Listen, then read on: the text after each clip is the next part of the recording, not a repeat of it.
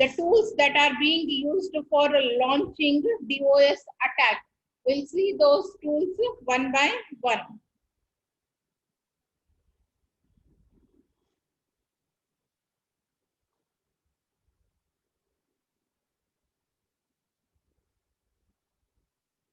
Is it visible?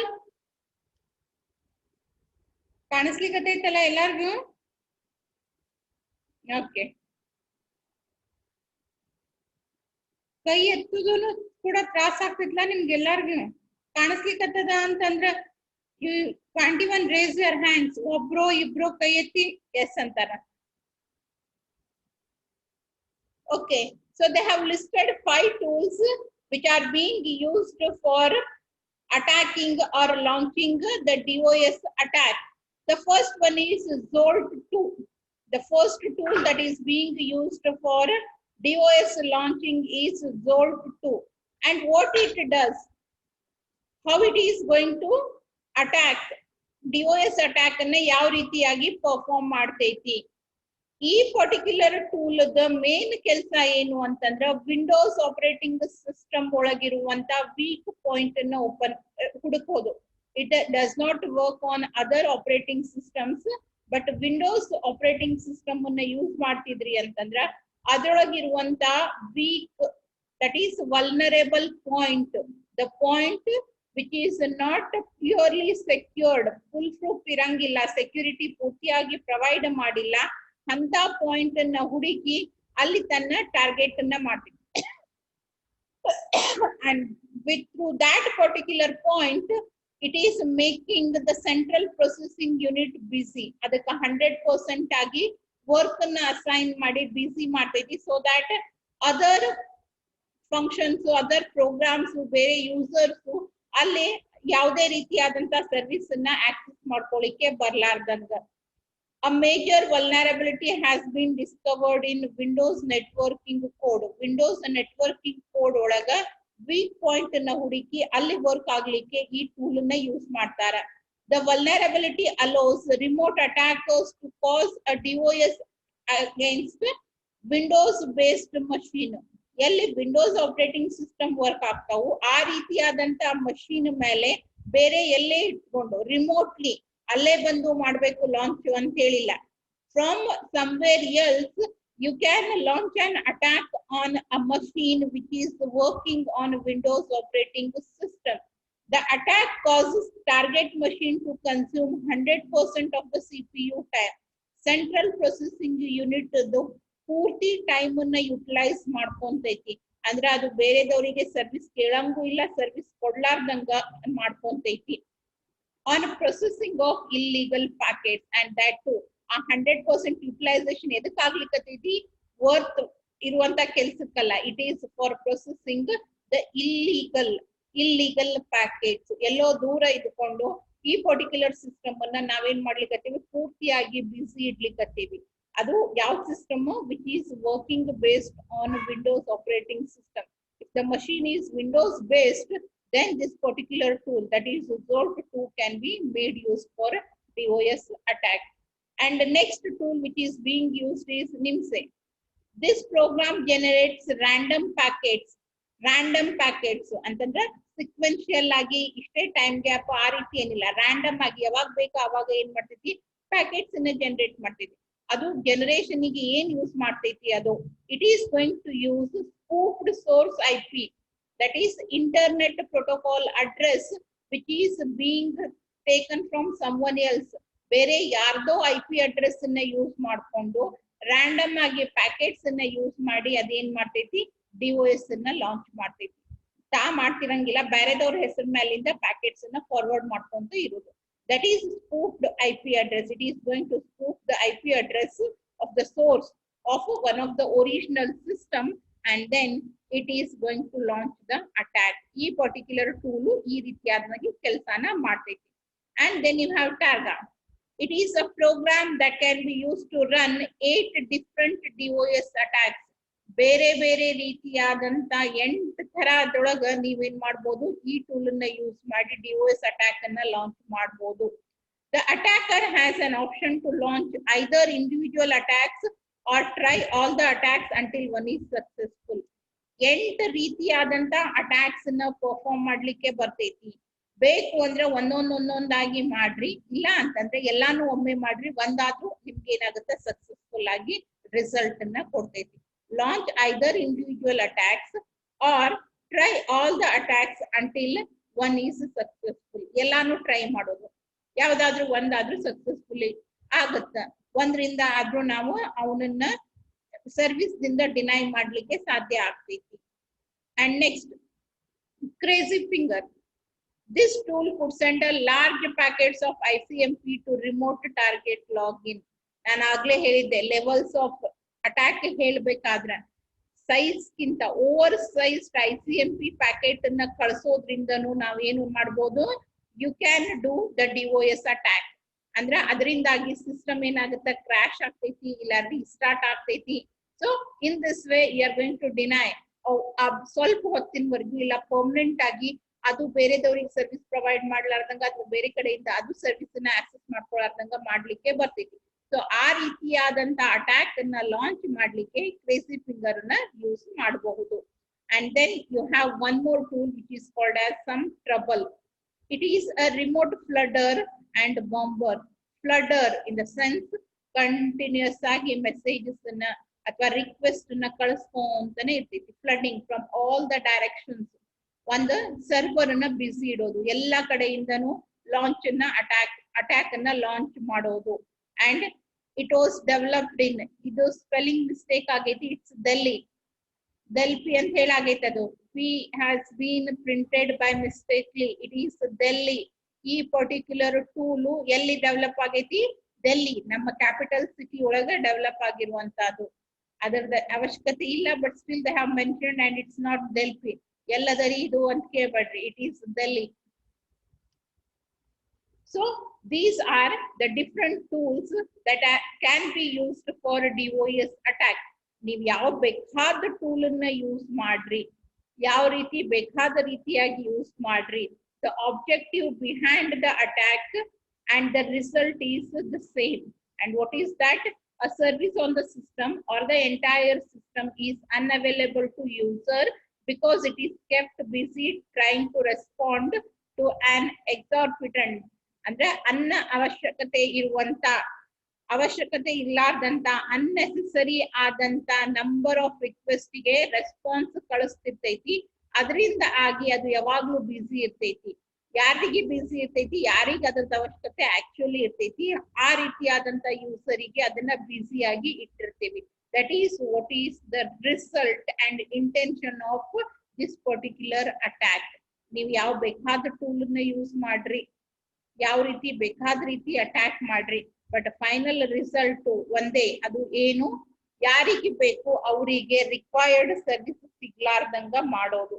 That is what is the main intention and the outcome of all these tools. Is it clear? Is it clear? ಎದಕ್ಕೂ ಮಾತಾಡ್ಬೇಡ್ರಿ. ನಾ ಇವತ್ತು 2 class ತಗೋತೀನಿ, 3rd and 4th continuous. I'm going to take 2 classes for you people today, 3rd and 4th.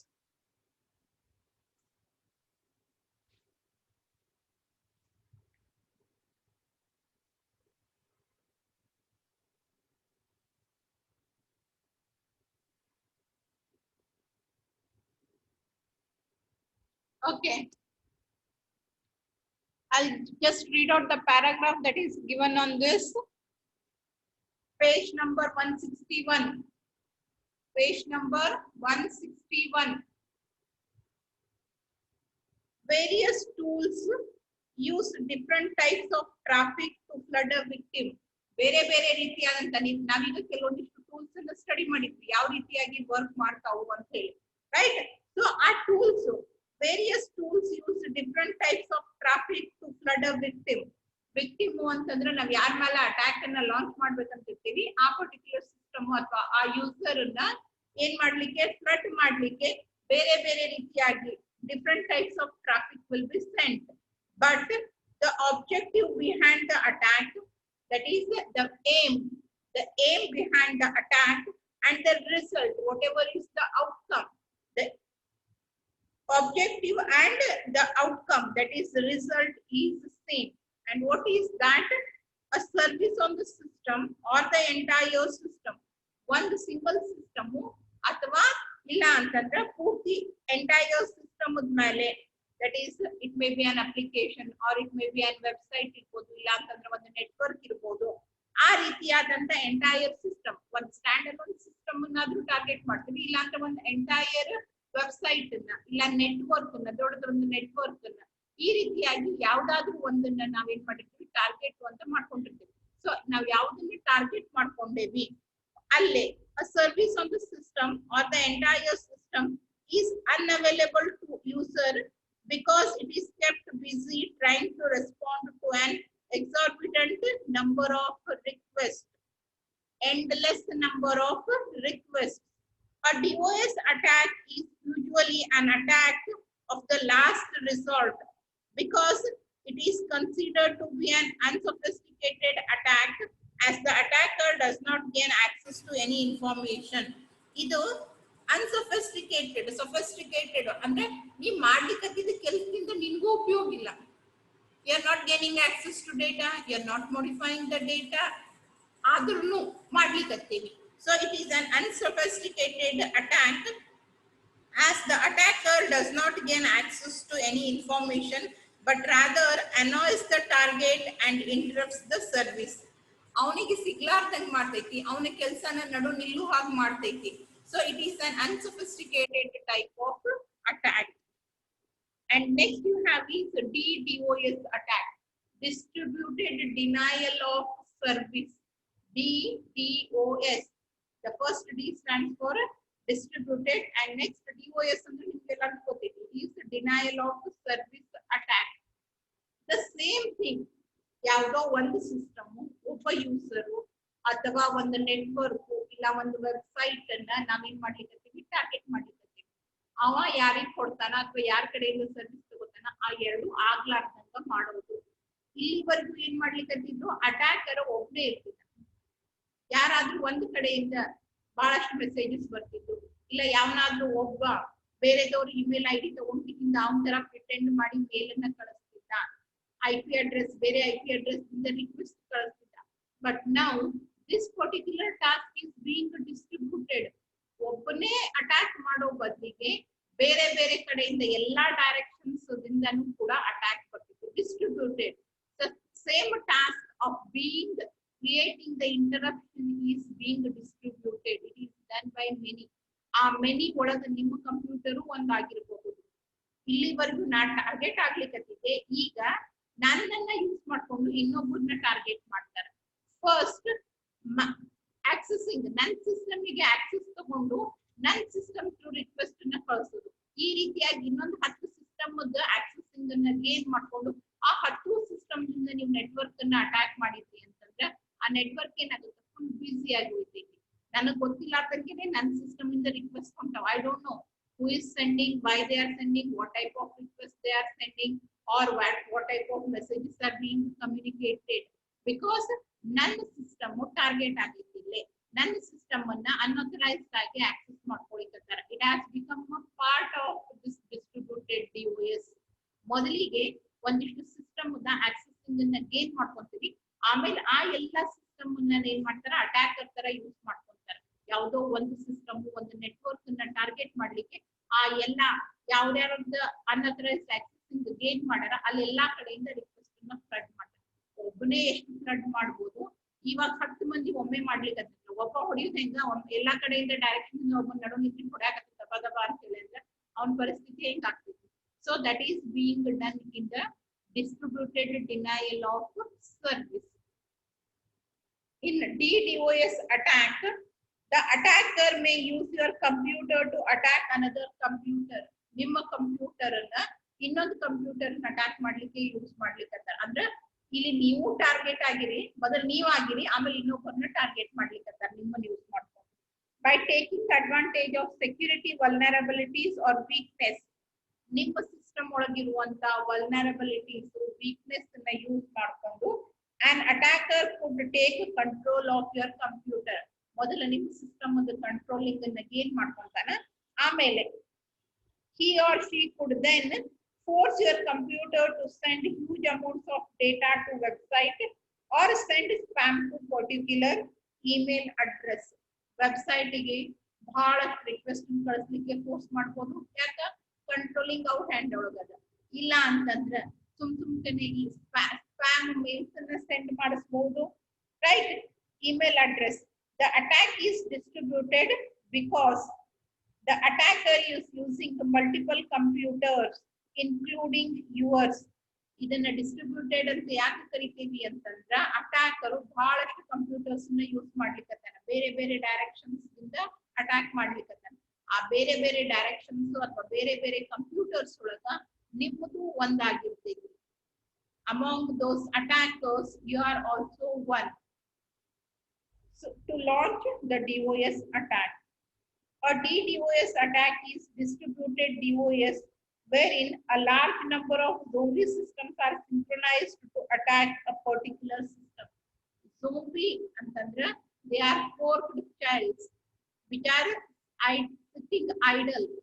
ಖಾಲಿಯಾಗಿ ಕುಂತಿರುವಂತ forked child ಗೆ ಏನಂತಾರ zombie ಅಂತ ಕರೀತಾರೆ. So ಆ ಖಾಲಿ ಇರುವಂತ ಸಿಸ್ಟಮ್ಸ್ ಅನ್ನ ಅವರು ತಮ್ಮ ಅಟ್ಯಾಕ್ ಗೆ ಯೂಸ್ ಮಾಡ್ಕೊಂತಾರೆ. The zombie systems are called secondary victims and the main target is called primary victim. Now, ನಮ್ಮ ಸಿಸ್ಟಮ್ ಅನ್ನ ಯೂಸ್ ಮಾಡ್ಕೊಂಡು ಒಬ್ಬರನ್ನ ಅಟ್ಯಾಕ್ ಮಾಡ್ಲಿಕ್ಕತ್ತಾರ ಅಂತಂದ್ರೆ I'll become the secondary. So ಯಾವ್ದಾದ್ರು ಒಂದು ನೆಟ್ವರ್ಕ್ ಅಥವಾ ಒಂದು ಸಿಸ್ಟಮ್ ಸರ್ವಿಸ್ ಸಿಗ್ಲಾರ್ದಂಗೆ ಯಾವ್ದನ್ನ ಮಾಡ್ತೀವಲ್ಲ that is called as primary victim. Primary and secondary ಇಬ್ರು victims. ಯಾರಿಗೆ ಡಿನೈಲ್ ಆಫ್ ಸರ್ವಿಸ್ ಅನ್ನ ಲಾಂಚ್ ಮಾಡ್ತಾರ ಅವರು ಪ್ರೈಮರಿ ವಿಕ್ಟಿಮ್. ಯಾರು ಪ್ರೂವ್ ಮಾಡಿಸ್ಲಿಕ್ಕತ್ತಾರ that will become a secondary victim. ನಾವು ವಿಕ್ಟಿಮೇ, ನಾವು ಬಲಿಪಶುನೇ ಆಗೇವಿ, ನಮ್ಮಿಂದ ಇನ್ನೊಬ್ಬರನ್ನ ಮಾಡ್ಲಿಕ್ಕತ್ತಾರ. ಸೊ ನಾವು ಸೆಕೆಂಡರಿ. ಯಾರನ್ನ ಆಕ್ಚುಯಲ್ ಆಗಿ ಟಾರ್ಗೆಟ್ ಮಾಡಿರ್ತಾರಲ್ಲ that particular system is the primary one. And here also they have given some of the tools which are being used for a DDoS attack. ಈಗ ಆಲ್ರೆಡಿ ಸ್ಟಡಿ ಮಾಡಿರೋದು denial of service attack ಗೆ use ಮಾಡುವಂತ tools. Next there is a list of tools which are being used for distributed denial of service attack. ಅಂದ್ರೆ ಮೊದಲಿಗೆ ಬೇರೆ systems requirement ಅನ್ನ ತಗೊಳ್ಳೋದು, ಆಮೇಲೆ ಅದನ್ನ ಯೂಸ್ ಮಾಡಿ ಅಟ್ಯಾಕ್ ಅನ್ನ ಲಾಂಚ್ ಮಾಡೋದು. ಸೊ ಈ ಪರ್ಪಸ್ ಅನ್ನ ಅಚೀವ್ ಮಾಡ್ಲಿಕ್ಕೆ ಈ ಕೆಲಸದ ಸಲುವಾಗಿ ಕೂಡ there are readily available tools. And which are those tools?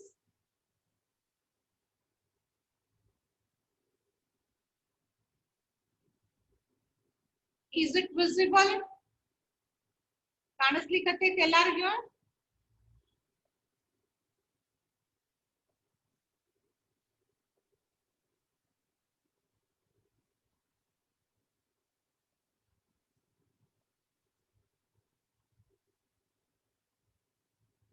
Okay, so what are the tools that are being used for DDoS attack? Trino ಅಂತ ಹೇಳಿ ಟೂಲ್ ಹೆಸರು ಬಾರಿ ಅದ ನೋಡ್ರಿ. It's Trino.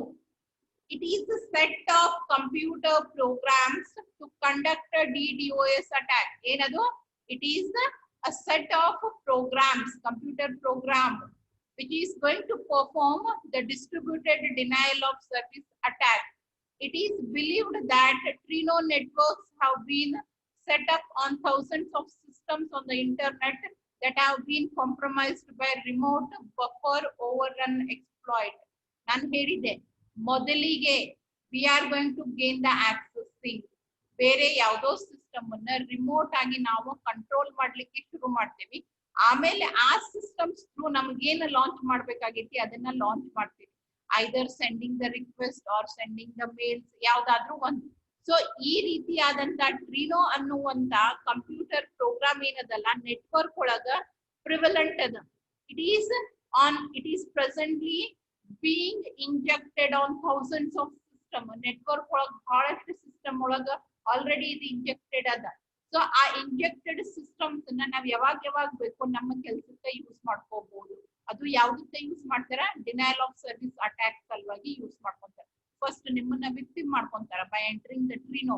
Now by entering the Trino you have become the puppet in the hands of attacker. And next, however he or she wants your computer to act, and in that way your computer is going to act. ಅದು ಯಾವ ರೀತಿಯಾಗಿ attack ಅನ್ನ ಮಾಡ್ತಾರ ಅಂತಂದ್ರೆ remote ಆಗಿ buffer overrun. That means buffer ಅನ್ನ memory space ಅನ್ನ complete ಮಾಡಿಬಿಡೋದು. That is also one type of denial service. ನಿಮ್ ಮೆಮರಿ ಫುಲ್ ಐತಿ ಅಂತಂದ್ರೆ ನೀವು ನೆಕ್ಸ್ಟ್ ಯಾವ ರಿಕ್ವೆಸ್ಟ್ ತಗೊಳಂಗಿಲ್ಲ. ನಿಮಗ ಮೊದಲು ಏನ್ ಮಾಡಿದ್ರು ಅಟ್ಯಾಕ್ ಮಾಡಿದ್ರು, ಆಮೇಲೆ ನಿಮ್ಮ ಕಡೆಯಿಂದ ಇನ್ನೊಬ್ಬರ ಸಿಸ್ಟಮ್ ಬಫರ್ ನ ಫುಲ್ ಮಾಡಿಸ್ಬೇಕಂತಾರ. So that is you are launching a DOS attack on someone else's system. Next,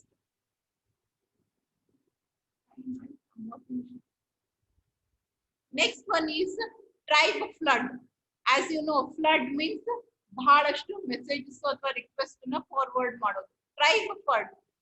It is a set of computer programs to conduct various DDoS attacks such as ICMP, ಆಮೇಲೆ ICMP flood, synchronization flood, UDP flood, Smurf attack. Smurf attack, synchronization flooding and ICMP flooding you have learned in the last class. Synchronization flooding in the sense ಬೇರೆ ಬೇರೆ client ಕಡೆಯಿಂದ ಅದು fake IP addresses ನ use ಮಾಡಿ connection establishment request ನ ಕಳಿಸ್ತೀರಿ. ಆ ಕಡೆಯಿಂದ ಅಕ್ನಾಲೇಜ್ಮೆಂಟ್ ಬರ್ತೈತಿ, ಬಟ್ ಕನೆಕ್ಷನ್ ಎಸ್ಟಾಬ್ಲಿಷ್ಮೆಂಟ್ ಮಾಡಂಗಿಲ್ಲ. By that a server is keeping all the unconnected connections open, half open ಆಗಿರುವಂತ ಕನೆಕ್ಷನ್ಸ್ ನ ಎಸ್ಟಾಬ್ಲಿಷ್ಮೆಂಟ್ ಮಾಡಿ ಕ್ಲೈಂಟ್ ಕಡೆಯಿಂದ ಏನಾದ್ರೂ ಬರ್ತೈತೋ ಅಂತ ವೇಟ್ ಮಾಡ್ತಿರ್ತೀವಿ. ಸೊ ಆ ರೀತಿಯಾದಂತದಕ್ಕೆ ನಾವೇನಂತೀವಿ ಸಿಂಕ್ರೊನೈಸೇಷನ್ ಅಟ್ಯಾಕ್ ಅಂತ ಕರಿತೀವಿ. ಸೊ ಅಂತ ಅಟ್ಯಾಕ್ಸ್ ಫ್ಲಡ್ ಮಾಡ್ಬಿಡ್ತೀವಿ. ಯಾಕಂದ್ರೆ you have already gained access to many computers. So ಆ ಯಾವ್ಯಾವ ಗೇನ್ ಮಾಡಿರಿ ಆ ಎಲ್ಲಾ ಸಿಸ್ಟಮ್ ಇಂದನು ಕನೆಕ್ಷನ್ ರಿಕ್ವೆಸ್ಟ್ ನ ಕಳಿಸುದು, ಬಟ್ ಕನೆಕ್ಷನ್ ಎಸ್ಟಾಬ್ಲಿಷ್ಮೆಂಟ್ ಮಾಡಂಗೇ ಇಲ್ಲ. ಇಲ್ಲಿ ಮೊದಲಿಗೆ ನಾನು ಒಬ್ಬನೇ 10 ರಿಕ್ವೆಸ್ಟ್ ಕಳಿಸ್ಲಿಕ್ಕೆ, ಈಗ 10 ಮಂದಿ ರಿಕ್ವೆಸ್ಟ್ ನ ಕಳಿಸ್ಲಿಕ್ಕೆ ಅಂತಂದ್ರೆ ಅದು ಫ್ಲಡ್ಡಿಂಗ್ ಆಗೇ ಆಗ್ತೈತಿ.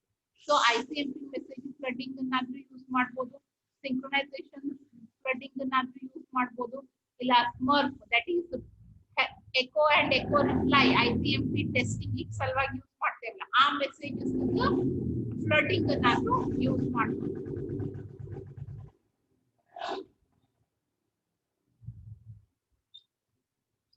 Okay, next you have is scattered. That is, it is written by random. It is written by random. The author, ಈ particular tool, the description ಅಥವಾ tool ಅನ್ನ first ಗೆ tool ಅಂತಂದ್ರೆ ಏನು, they are nothing but a program. ಇದನ್ನ ಬರ್ದಿರೋರ ಹೆಸರು random and it is for Linux and Solaris systems. Sun Solaris ನಿಮ್ಮ Java ಅದಕ್ಕ, ಆಮೇಲೆ Linux ಸಲುವಾಗಿ ಇರುವಂತ program which acts as a DDoS agent. It is acting as an agent. It combines the features of Trino with the TFN. Trino, first one, which is launching the programs, and next you have is a network, tribe flood network, where you are going to flood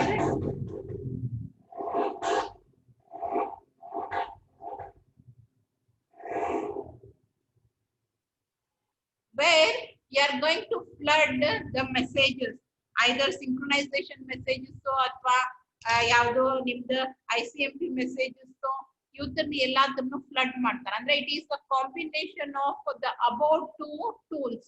ಆ 2 tools ನ combined ಮಾಡಿ ಈ ಒಂದು particular tool ಅನ್ನ use ಮಾಡ್ಲಿಕ್ಕೆ, ಅದರ ಜೊತೆಗೆ encryption ಅನ್ನು ಯೂಸ್ ಮಾಡ್ಲಿಕ್ಕೆ. ಇಟ್ ಈಸ್ ಬೀಂಗ್ ಎನ್ಕ್ರಿಪ್ಟೆಡ್ ಅಂದ್ರೆ ಮೆಸೇಜಸ್ ನ ಡಿಕ್ರಿಪ್ಟ್ ಮಾಡಿ ಆಮೇಲೆ ಕನೆಕ್ಷನ್ ರಿಕ್ವೆಸ್ಟ್ ನ ಅಂಡರ್ಸ್ಟ್ಯಾಂಡ್ ಮಾಡ್ಕೊಳ್ಳೋದು, ಅಂದ್ರೆ ಅದನ್ನ ಇನ್ನೊಂದಿಷ್ಟು ಬಿಸಿ ಮಾಡ್ಲಿಕ್ಕೆ ಸಿಸ್ಟಮ್ ಅನ್ನ.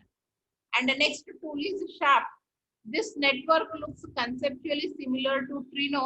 It's packet flooding attack, and the client controls the size of the flooding packets and duration of the attack. Andra ille client has been ee particular tool na use ಮಾಡೋದ್ರಿಂದ ಯಾರು fake request na ಕಳ್ಸಾರ that particular system is provided with additional features. ಅಂದ್ರೆ ನಾ attack ಅನ್ನ ಎಷ್ಟು duration ವರೆಗೂ launch ಮಾಡಬಹುದು ಅನ್ನೋ controlling ಕೂಡ ಅಟ್ಯಾಕರ್ ಕೈಗೆ ಸಿಗ್ತೈತಿ. ನಾ ಇಷ್ಟು ಡ್ಯೂರೇಷನ್ 10 ನಿಮಿಷ, 1 ತಾಸು, 2 ತಾಸು, ನಂಗೆ ಎಷ್ಟೋ ತನಕ ಬೇಕು ಅಷ್ಟೋ ತನಕ ಟೈಮ್ ಲಿಮಿಟ್ ಅನ್ನು ಕೂಡ ಸೆಟ್ ಮಾಡಬಹುದು. ಅಂಡ್ ಯೂಶುವಲಿ ಈ ರೀತಿಯಾದಂತ denial of distributed denial of services ನ ಲಾಂಚ್ ಮಾಡ್ತಾರಲ್ಲ ಅವ್ರ ಎಕ್ಸಾಕ್ಟ್ ಟೈಮಿಂಗ್ ನ ಸೆಟ್ ಮಾಡಿರ್ತಾರೆ. ಓಕೆ, ನಾನು ಇನ್ನು ಕಂಟ್ರೋಲ್ ಮಾಡ್ಲಿಕ್ಕತ್ತೀನಿ, ನಾನು ಹೇಳ್ದಂಗೆ ಕೇಳ್ತೀನಿ, ಇವತ್ತು 10 ಗಂಟೆಗೆ ಲಾಂಚ್ ಮಾಡು, ಇವತ್ತು 10ನೇ ತಾರೀಕಿಗೆ you have to go for the denial of service attack. ಆ ಡೇಸ್ ಪ್ರಿಸ್ಕ್ರೈಬ್ಡ್ ಟೈಮಿಗೆ ಏನಾಗುತ್ತಾ ಅಟ್ಯಾಕ್ ಅನ್ನ ಲಾಂಚ್ ಮಾಡ್ತಾರೆ. ಆ ಲಾಂಚ್ ಮಾಡೋದ್ರ ಜೊತೆಗೆ they have been given with an additional facility that ಎಷ್ಟೋ ತನಕ ಬೇಕು ಅಷ್ಟೋ ತನಕ ಅದನ್ನ ಎಕ್ಸ್ಟೆಂಡ್ ಮಾಡ್ಲಿಕ್ಕೂ ಕೂಡ ಈ ಟೂಲ್ ಅನ್ನ ಯೂಸ್ ಮಾಡೋದ್ರಿಂದ ಬರ್ತೈತಿ. So these are all that different tools that are being used for DDoS attack. And next you have is the steps that are being used for preventing ಈ ಅಟ್ಯಾಕ್ ಆಗಬಾರ್ದು. ಈ ರೀತಿಯಾದಂತ either DOS attack or DDoS attack, denial of service attack or distributed denial of service attack. ನಮ್ಮ system target ಸೆಕೆಂಡರಿನೂ ಆಗೋದು ಬೇಡ, ಪ್ರೈಮರಿನೂ ಆಗೋದು ಬೇಡ ಅಂತಂದ್ರೆ ಕೆಲವೊಂದಿಷ್ಟು ಸೆಕ್ಯೂರಿಟಿ ಮೇಜರ್ಸ್ ಅನ್ನ ನೀವು ತಗೋಬಹುದು. So what are those security majors that are compulsory and it is being proposed by Computer Emergency Response Team Coordination Center, CERTCC, Computer Emergency Response Team Coordination Center ದವರು ಆಫರ್ ಮಾಡಿರುವಂತ ಕೆಲವೊಂದಿಷ್ಟು preventive measures. Some of the steps, if you take these steps, if you consider these one, then you may prevent 100% ಆಗಿ ಅಲ್ಲ, you may prevent becoming a target either of the DOS attack or of the DDoS attack. So what are those preventive measures? First one, implement router filters. This will lessen your exposure to certain DOS attack. Router ne filter ಮಾಡ್ತಾವೆ. ಇಲ್ಲಿವರೆಗೂ ಏನ್ ಮಾಡ್ಲಿಕ್ಕಂತಿದ್ವಿ, packets ನ filter ಮಾಡ್ತಿದ್ವಿ depending upon ಎಲ್ಲಿಂದ ಬಂದೈತಿ ಅಥವಾ ಎಲ್ಲಿಗೆ ಹೋಗ್ತೈತಿ. Depending on the addresses the packets were filtered, whether it should be let to come in or it should be let to go out. ಒಳಗ ಬರಬೇಕಾದ್ರೆ ಹೊರಗೆ ಹೋಗ್ಬೇಕಾದ್ರೆ ಚೆಕಿಂಗ್ ಆಗ್ತಿತ್ತು, ಫೈರ್ ವಾಲ್ ಮಾಡ್ತಿತ್ತು ಆ ಕೆಲಸನ. ಬೇರೆ ಚೆಕಿಂಗ್ ದ IP ಅಡ್ರೆಸಸ್, ಇಲ್ಲೇ ಆ IP ಅಡ್ರೆಸ್ ಜೊತೆಗೆ ರೂಟರ್ ಫಿಲ್ಟರ್ಸ್, ಯಾವ ಪರ್ಟಿಕ್ಯುಲರ್ ರೂಟರ್ ಇಂದ ಬಂದೈತಿ ಅಂದ್ರೆ ಯಾವ ಕಡೆಯಿಂದ ಬಂದೈತಿ ಅನ್ನೋ ಬೇಸಿಸ್ ಮೇಲೆ ಫಿಲ್ಟರಿಂಗ್ ಮಾಡ್ತಾರ. ಅದರಿಂದಾಗಿ ಎಲ್ಲಾ ರೂಟರ್ಸ್ ಜೊತೆಗೂ ನಿಮ್ದು ಡೈರೆಕ್ಟ್ ಕಮ್ಯುನಿಕೇಶನ್ ಇರಂಗಿಲ್ಲ. ಯಾರಾದ್ರೂ ಎಲ್ಲೋ ಇದ್ಕೊಂಡು ಬೇರೆದವ್ರ IP address, actually I am present in Bijapur but pretending to be present in Bagalkot, ನನ್ನ ಡೈರೆಕ್ಷನ್ ಯಾವ ಕಡೆಯಿಂದ ಬರ್ಲಿಕ್ಕೈತಿ ಅನ್ನೋ ಬೇಸಿಸ್ ಮೇಲೆ ನಿಮಗ ಅದ್ ಆಕ್ಚುಲಿ ಅಲ್ಲಿಂದ ಬಂದೈತೋ ಇಲ್ವೋ ಅನ್ನೋದು ಗೊತ್ತಾಗ್ತೈತಿ. ಅದ್ರ ಸಲುವಾಗಿ ರೂಟರ್ ಫಿಲ್ಟರ್ಸ್ ನ ಯೂಸ್ ಮಾಡ್ತಾರೆ. Use router filters so that ಎಲ್ಲಾ ಕಡೆಗೂ ನಿಮ್ ಎಕ್ಸ್ಪೋಜರ್ ಆಗಂಗಿಲ್ಲ, ಲಿಮಿಟೆಡ್ ಎಕ್ಸ್ಪೋಜರ್ ಇರ್ತೈತಿ. And by that you can lessen the options of becoming a victim. Second one, if such filters are available for your system, install patches to guard against TCP synchronization flooding. Already ನೀವು ಅಂತ filters ನ ಹಾಕಿದ್ರಿ ಅಂತಂದ್ರ patch work ಅನ್ನ provide ಮಾಡಿ, ಅಂದ್ರೆ ಯಾವಾಗ್ಲೂ fix ಇರಂಗಿಲ್ಲ, ಮಾಡಿಫಿಕೇಶನ್ಸ್ ಆಗ್ತಿರ್ತಾವ. ಸೊ ನೀವು ಅದ್ರೊಳಗೆ ಒಂದಿಷ್ಟು ಮಾಡಿಫಿಕೇಶನ್ ಮಾಡ್ರಿ. ಏನು ಅಂತಂದ್ರೆ ಸಿಂಕ್ರೊನೈಸೇಷನ್ ಫ್ಲಡ್ಡಿಂಗ್ ಆಗಬಾರ್ದು, ಕನೆಕ್ಷನ್ ರಿಕ್ವೆಸ್ಟ್ ಫ್ಲಡ್ಡಿಂಗ್ ಆಗ್ಲಾರ್ದ ರೀತಿ ಏನ್ ಪ್ಯಾಚಸ್ ಅವೈಲೇಬಲ್ ಅದಾವಲ್ಲ, that is guard against making providing security against synchronisation flooding. So ಆ ಪ್ಯಾಚ್ ವರ್ಕ್ ಈಗ ಆಲ್ರೆಡಿ ರೂಟಿಂಗ್ ಫಿಲ್ಟರ್ ಐತಿ, ಬಟ್ ಅದ್ರೊಳಗೆ ಈ ಫೀಚರ್ ಇನ್ಕ್ಲೂಡೆಡ್ ಅದನ್ನು ಅಥವಾ ಇಲ್ವೋ ನೋಡ್ರಿ. ಇರ್ಲಿಲ್ಲ ಅಂತಂದ್ರೆ ಅದನ್ನು ಕೂಡ include ಮಾಡ್ಕೋರಿ.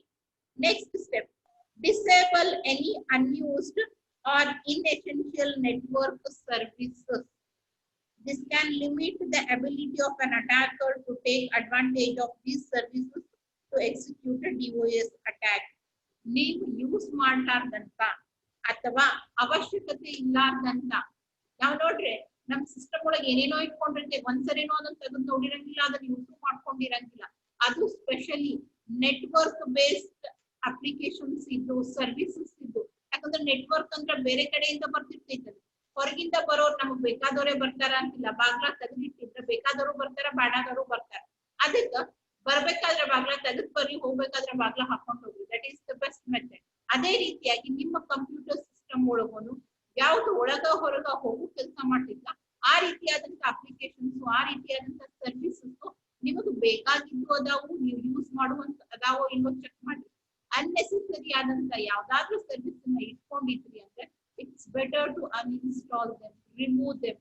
By that also we are giving less opportunity for the attacker. ಇವಾಗ ಸೆಷನ್ ಎಂಡ್ ಆಗ್ತೈತಿ. ಎಂಡ್ ಆದ ತಕ್ಷಣ ಎಲ್ಲಾರು ಹೋಗ್ಬಿಡ್ಬೇಡ್ರಿ. ನಾನ್ ನೆಕ್ಸ್ಟ್ ಇನ್ನೊಂದು ಲಿಂಕ್ ಕಳಿಸ್ತೀನಿ ಅಂತ ಜಾಯಿನ್ ಆಗ್ರಿ. I am going to engage the next hour also. Next class ನಾನೇ ತಗೊಳಿಕತ್ತೀನಿ. ಕ್ಲಾಸ್ ಮುಗಿದ ತಕ್ಷಣ ಮುಗೀತು ಮೇಡಮ್, ಕ್ಲಾಸ್ ಮುಗೀತು, ಲಾಸ್ಟ್ ಅವರ್ ಇತ್ತು ಅಂತ ಹೇಳಿ ಹೋಗಿರಿ.